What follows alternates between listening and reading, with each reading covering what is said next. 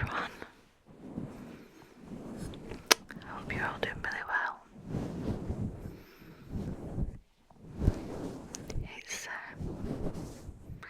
It's really late here, so if I look really sleepy, that's why. But I had a comment to do some Scottish poems, and I thought, oh my god, that's a genius idea. So I decided to film it. Well, I'm going to film it, should I say. I'm really tired, but I wanted to get this out of the way, so if my makeup looks shocking, that's why. Or if I seem just yeah. So I've not got like so I can have like self-illumination on this one, and I've not got it on because I've got a ring light, and there's too many reflections in my glasses. But to be quite honest, I don't want to put contact lenses in at the minute because my eyes are tired. Okay. I also just want to preface this by saying, shut that. It's been a long time since, I'm going to turn the brightness down. It's been a long time since I read a Scottish poem, and an old Scots one at that. So we shall see if I'm any good. I'm going to readjust because I'm getting a bit of a cramp. Okay, so this one, I've got 1, 2, 3, 4, 5, 6, 7. I've got 7. Whether I get through all 7 is a very different matter. But yeah, let's get into it. This one is Tail Thistle. This got Sharma, more than just a flower. You're a symbol of great strength and power, wrapped in shades of purple and green. You're the bonniest flower this land has ever seen. Some folks say that you're just a weed, but we Scots ken you're a mighty breed. You're delicate yet soft. You're delicate yet strong and bold, and worth more to us than silver or gold. Aye, you're loved by Scottish hearts, and you always were right from the start, with your purple heats and your spiny stems. I think that's meant to be I meant to pronounce it spiny stems. You're the richest of all our Scottish gems. I don't know why, but like, it makes me really emotional. Gosh. Yeah, so I'm a bit out of practice in pronouncing them the way they're meant to be pronounced, but it has been a long time since I lived in Scotland. I think I might do that one again, because it's actually quite relaxing. I'm giving myself ASMR, like I'm not giving myself tingles, but I'm like, oh, it's making me sleepy. Okay, so this one is Tail Thistle. That's what this one was called. This calls you're more than just a flower. You're a symbol of great strength and power, wrapped in shades of purple and green. You're the bonniest flower this land has seen. Some folks say that you're just a weed, but we Scots ken you're a mighty breed. You're delicate yet strong and bold, and worth more to us than silver or gold. Aye, you're loved by Scottish hearts, and you always were right from the start, with your purple heads and spiny stems. You're the richest of all our Scottish gems. I'm gonna have to readjust. I'm getting like a cramp here. I really like that one actually. Okay. This one's like a funny one. So, you can see the lash curler. So this one's like a funny one, and it's one that gets read in like primary schools and stuff. I don't know if they still do it, but when I went to primary school and Scotland, you had to learn a poem off by heart and recite it. I'm not sure if that's still a thing or not. So yeah, this was one of the ones that they encouraged you to pick because it was funny. Okay, it's The Sare Finger by Walter Wingate, which the sare finger means like the sore finger, like the hurt finger. If you don't use the word sore, you know what I mean. Anyway, you've hurt your finger, your poor wee man, your pinky dearie me. No, just so you had it that wee till I get my specs and see. My, so it is, and there's the skelf, no dinny great name here. See there, my needle's gone and go to oo. I'm sure that was nice there. And no to make it ale the morn, I put on a wee bit so, and tie a bonny hanky round it, no there, no rin no more, away, nah rin, nah, oh, there, nah, rin away, gosh, you can tell I'm out of practice. Your fingers staring, you're letting on. Well, then see there you are. Now ran up the same as John. So it's basically just being like, oh, this kid has got a sore finger. From the sense of it, it sounds like a splinter. You know, like when a piece of like wood or something gets stuck in your finger. And she pulls it out, and puts like a wee bit, so I think it's like maybe like a balm, and a bonny hanky is like just like so a hanky is like a tissue, but it could mean a plaster in this sense. I'm not sure. I think this is an older poem, so it was probably before plasters were a thing.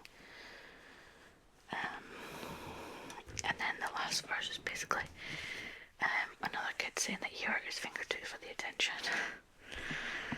Okay, I'll read it again. You've hurt your finger, your poor wee man, your pinky dearie me. No, just you hold it that wee till I get my specs and see. My so it is, and there's the skelf, not any greet name here. See there, my needle's going at boot. I'm sure that was nice there. And no to make it ale in the morn, put on a wee bit so, and tie a bonny hanky round it, no there, no ran no more, no ran away. Your fingers there and all you rogue, you're letting on, well, see, then, see there you are, and run it up the same as John. I also want to clarify I'm dyslexic, so reading and reciting can be an adventure in itself. Okay, so the next one is On the Bens of Scotland, and I don't know if I've seen this one before. The other two I've seen. This one I'm not sure. Maybe reading it out loud will bring me back. Anyway, on the Bens of Scotland lies a flower full of pride. Its spikes still standing, and its spikes standing tall and strong, a roller coaster you wouldn't want to ride. For this is the flower of Scotland, the thistle is its name. For this is the flower of Scotland, and Scotland is its aim. But not only are there flowers, the haggis needs a turn.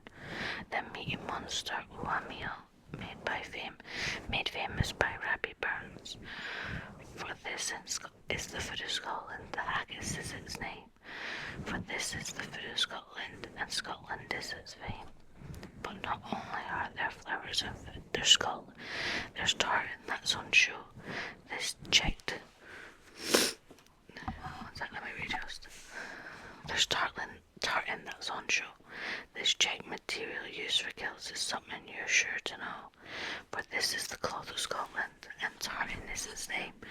For this is the cloth of Scotland, and Scotland is its aim. I feel like if anybody's Scottish watches this, they'll be like, Jesus girl, get it together. Sorry, it's been a while. I do actually, as I was reading the last verse, it does sound familiar, so maybe maybe I do recognise this one. It reminds primary school. Anywho, let's say it again. On the Peninsula, Scotland. On the Peninsula, Scotland, lies a flower full of pride, its spikes standing tall and strong, a roller coaster you wouldn't want to ride. For this is the flower of Scotland, this is its name. For this is the flower of Scotland, and Scotland is its aim. But not only are there flowers, the haggis needs its turn, this meaty monster oatmeal made famous by Rabbie Burns. For this is the food of Scotland, the haggis is its name.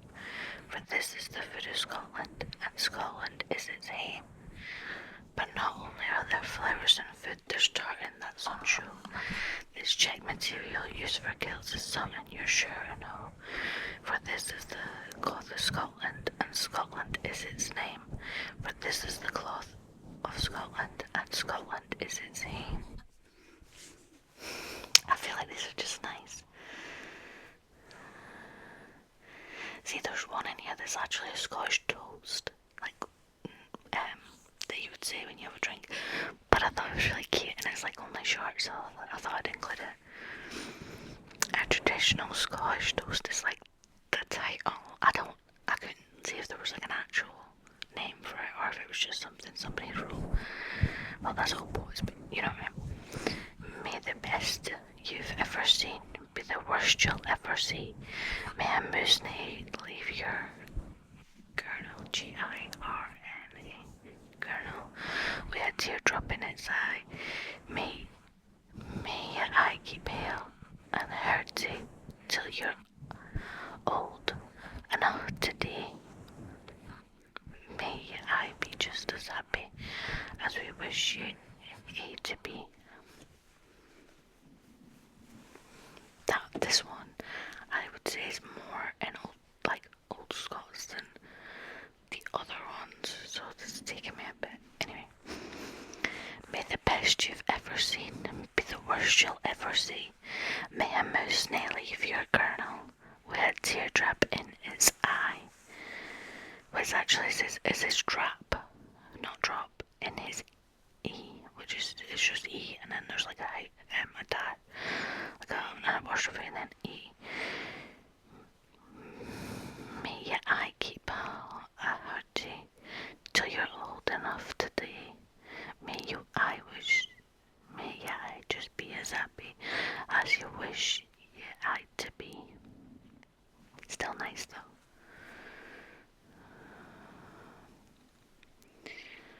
This one's called Two Poems. It's Scotland from America, and it's 1938. Anywho, let's get into it. Dull sky for a wall in the east, but I look past, knowing the neutral ocean lounges across, and the travelling waves will turtle home at last, lapping into the little bays of Ross. And if I greet you who are sad and apart, whom history left after courting you a while, will the Clyde be brighter for the warm wish of my heart? Will the Glasgow tenements fall? Will Dundee smile? And what of the folk of Kyle? It is 7 miles from Glenhook to the railway track, and MacDonald, the boatman, has lost all the vigour he had, and his 2 brown youngsters won't come sailing back. No place in the glen for a lively lad. They were saying the wind was sad. And if you have a hands clap for the miners of Fife, what then? You have seen the sinister stun. It's like behind slag heaps and cottages. What of the life of Tam at the corner? Tam at the kirk have done not this time the English who won. I know the castle rock shines gay in the morning. I remember the undulling Prince's Street crowds do not seem to have read the strange notice of warning. He is written high up in the clouds like banners or shrouds.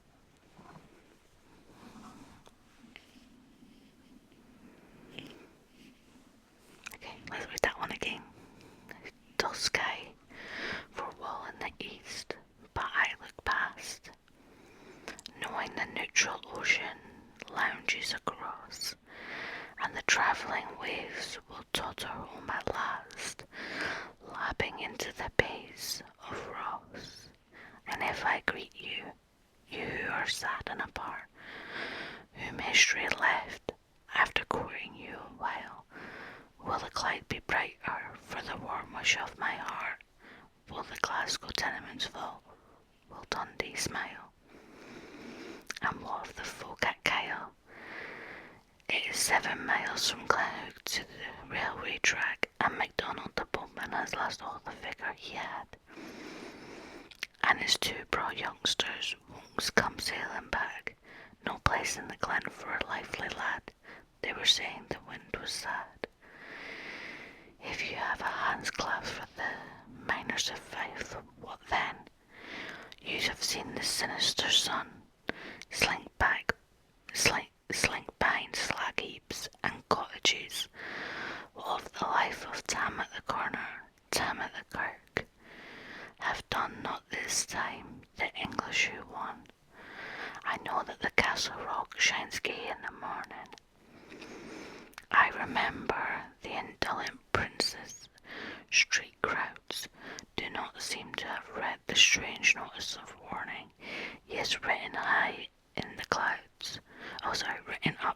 clouds, like banners or shrouds. Okay, I've got 2 more. I think I'm just gonna read them in this, and have like a 20-minute video or so. If people enjoy this, let me know. This one's called A Scottish Fairy. I just thought that was cute. A Scottish fairy. I am a wee little fairy on top of the Christmas tree. It's no odd job I fancy. Well, how would you like to be me? Odds hearted up with tinsel is enough to make you poke, and a couple of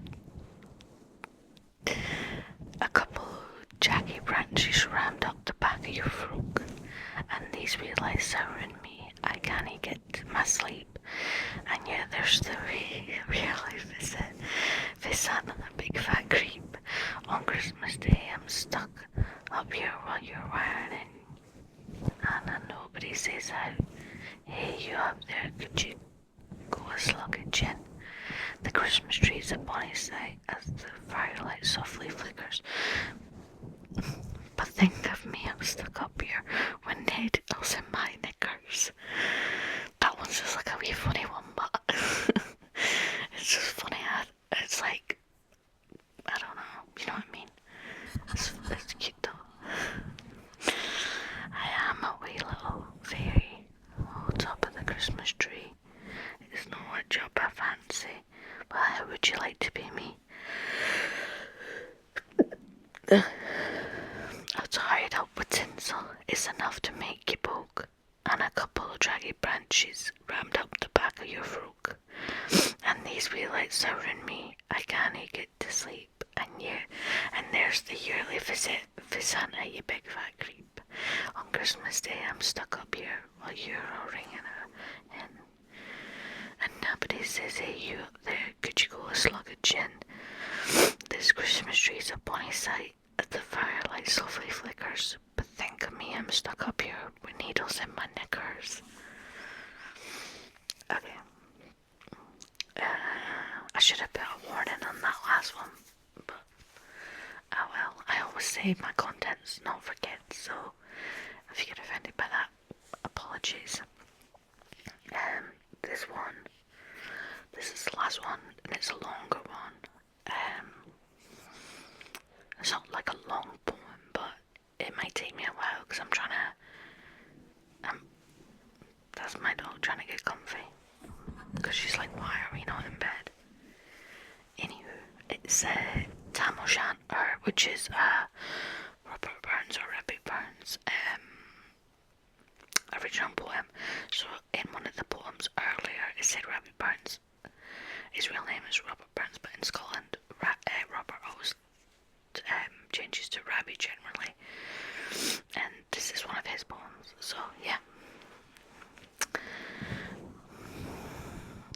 When Chapman Billies leave the street and treaty neighbours meet, As market days are wearing late, and all folk begin to tag the gate, while we sit boozing at the nappy, and getting fey and unco happy, we think now on the lang Scotland miles.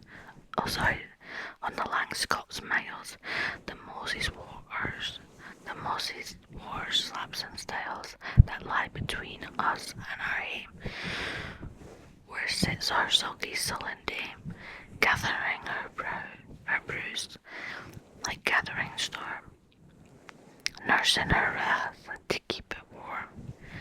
This truth fae honest Tam Shanter, as he free air in night decanter, all day wham, near a tune surpasses for honest men and bonny lasses.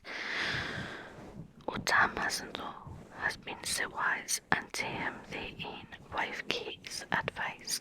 She taught thee well, though was skillin', a blethering wassering drunken bellum, that frae November till October, a market day though was nae sober.